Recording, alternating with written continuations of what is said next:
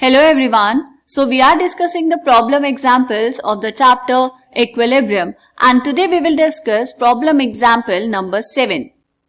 So here the question is the value of Kc for the reaction 2A gives you B plus C is 2 into 10 to the power minus 3. At a given time the composition of reaction mixture is concentration of A is equals to concentration of B is equals to concentration of C is equal to 3 into 10 to the power minus 4 m. In which direction the reaction will proceed? देखो बेटा, यहाँ पर आपसे पूछा है, एक reaction given है आपको, उसका Kc की वैल्यू गिवन है और पूछ रहा है कि किस डायरेक्शन में रिएक्शन प्रोसीड करेगी. तो देखो बेटा, यहाँ पे ध्यान देंगे कि ये जो आपको कॉन्सेंट्रेशंस गिवन है ये है at a given time. At a given time मतलब अब यहाँ पर आपको इक्विलिब्रियम कॉन्सेंट्रेशन नहीं गिवन है बेटा, ये किसी भी टाइम पर, मतलब कोई रिएक्शन जो हो रही है उसमें किसी भी टाइम पर आपने देखा रिएक्शन मिक्सचर और उसकी कॉन्सेंट्रेशंस को बता दिया, राइट. तो यहाँ पर हम इसको सॉल्व कैसे करेंगे बेटा? देखो, हमें बताना है direction in which the reaction will proceed. कैसे बताते हैं? Bye calculating the reaction quotient. Reaction quotient क्या होगा उसको थोड़ा सा यहाँ पर पहले समझ लेंगे. देखो बेटा, हमने बात की कि हम देखेंगे रिएक्शन कोशिएंट, इसको हम डिनोट करते हैं बेटा Q से. अगर कॉन्सेंट्रेशन के टर्म्स में बात करेंगे तो हम इसको QC लिखेंगे और अगर प्रेशर के टर्म्स में बात करेंगे तो इसको QP लिखेंगे. अभी हम यहाँ पर कॉन्सेंट्रेशन के टर्म्स में बात कर रहे हैं तो इसको लिख लेते हैं QC, right. This is reaction quotient. कैसे कैलकुलेट करते हैं बेटा? बिल्कुल वैसे ही कैलकुलेट करते हैं जैसे इक्विलिब्रियम कांस्टेंट करेंगे. तो फिर डिफरेंस कहां पर है? देखो, अगर आपके पास कोई रिएक्शन है बेटा, ये A plus B gives you C plus D, हो सकता है यहाँ पर कोई स्टोइकियोमेट्रिक कोफिशिएंट भी हो, तो स्टोइकियोमेट्रिक कोफिशिएंट्स को मेंशन कर लेंगे बेटा किससे? स्मॉल अल्फाबेट से. तो ये हो जाएगा स्मॉल a, ये स्मॉल b, ये small c and this is small d. अब हम यहाँ पर क्या करेंगे? हम लिखेंगे बेटा कॉन्सेंट्रेशन ऑफ प्रोडक्ट की power concentration of product d की power small d divide by यहाँ पर आया कॉन्सेंट्रेशन ऑफ a की power a, concentration of b की पावर b. अगर ये जो कॉन्सेंट्रेशन यहाँ पर हमने लिखी है ये इक्विलिब्रियम पर है, मतलब जब रिएक्शन इक्विलिब्रियम में है उस टाइम पर जो कॉन्सेंट्रेशन है A, B, C and D की, अगर वो कॉन्सेंट्रेशन हमने यहाँ पर यूज की है तो हम इसको क्या कह देते हैं बेटा? This is the equilibrium constant. लेकिन इक्विलिब्रियम के अलावा अगर आप कभी भी किसी भी टाइम पर इन कॉन्सेंट्रेशंस की वैल्यूज को पुट करेंगे तो जो फॉर्मूला आपके पास आया या फिर जो वैल्यू आपके पास आएगी वो क्या होगी बेटा? Reaction quotient, that is QC, right. जिस टाइम पर ये कॉन्सेंट्रेशंस इक्विलिब्रियम कॉन्सेंट्रेशंस के इक्वल हो जाएंगी तो QC हो जाएगा बेटा KC के इक्वल.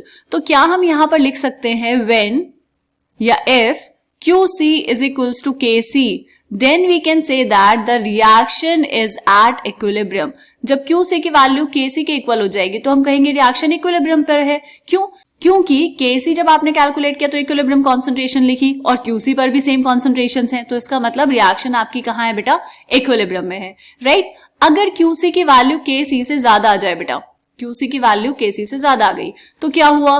क्योंकि रिएक्शन कोशिएंट की वैल्यू ज्यादा है तो रिएक्शन जो है बेटा वो प्रोसीड करेगी बैकवर्ड डायरेक्शन में, रिवर्स डायरेक्शन में. क्यों? ताकि वापस से इक्विलिब्रियम को मेंटेन किया जा सके, ठीक है. तो the reaction will proceed in reverse direction. And अगर आपके पास QC की वैल्यू कम है बेटा, QC की वैल्यू KC से कम है, तो उसको क्या करना है? इक्विलिब्रियम पर अभी पहुंचना है. तो इक्विलिब्रियम पर अगर पहुंचना है तो इसका मतलब ये हुआ कि जो रिएक्शन है वो प्रोसीड करेगी कहां पर बेटा? फॉरवर्ड डायरेक्शन में. क्या ये बात हमें समझ आई?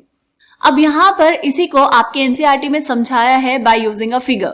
देखो, ये है QC एंड ये है KC. जब QC और KC की वैल्यू इक्वल है बेटा तो जो रिएक्टेंट्स एंड प्रोडक्ट्स हैं are at equilibrium. Reactants and products equilibrium में है. जब QC की वैल्यू KC से ज्यादा है तो क्या होगा बेटा?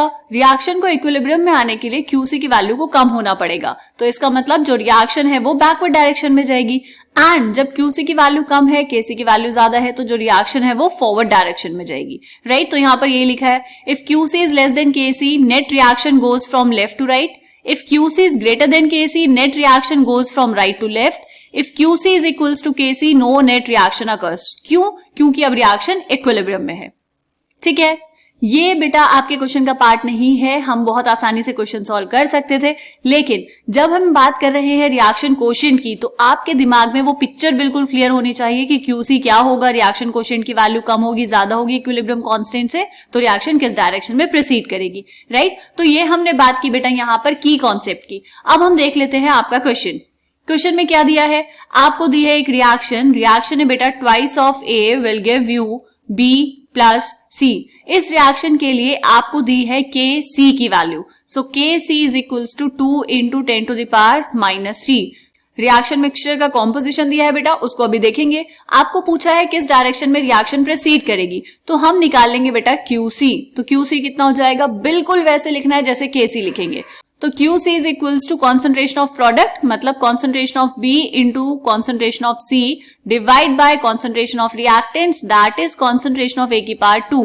यहां पर ये जो कॉन्सेंट्रेशन है बेटा A, B, C, ये कब है, किसी भी टाइम पर, इक्विलिब्रियम पर नहीं, किसी भी टाइम पर, ठीक है। वैल्यूज पुट करो। So QC is equals to B कितना बेटा 3 इंटू 10 टू द पावर -4।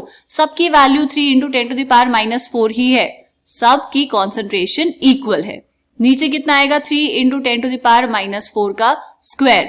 अब आपको यहाँ पर देखकर ही समझ आ गया होगा बेटा इसकी वैल्यू आने वाली है 1, लेकिन चलो एक बार यहाँ पर लिख देंगे। ऊपर कितना आया बेटा 3 इंटू 10 टू द पावर -4 का square divide by 3 into 10 to the power -4 का स्क्वायर। वैल्यू कैंसिल हो गई, तो यहां से QC की वैल्यू आ गई बेटा 1 के इक्वल। अब देखो KC दिया है 2 इंटू 10 टू द पावर -3 और QC आया 1 के इक्वल।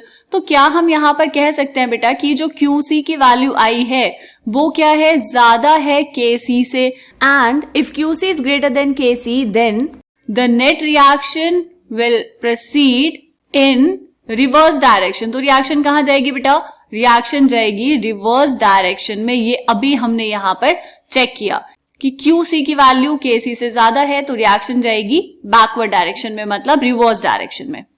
ठीक है, बात समझ आई। अब चेक करते हैं बेटा एनसीईआरटी में इसका सॉल्यूशन। तो देखो यहां पर क्या सॉल्यूशन गिवन है आपको। For the reaction coefficient QC is given by QC is equals to concentration of B concentration of C divide by concentration of A का स्क्वायर। A, B, C तीनों की कॉन्सेंट्रेशन इक्वल है 3 into 10 to the power -4 m के, तो आपने values put की और ये आ गया 1 के equal. As QC is greater than KC, so the reaction will proceed in the reverse direction. Since QC is greater than KC, therefore the net reaction goes from right to left as shown in the figure also.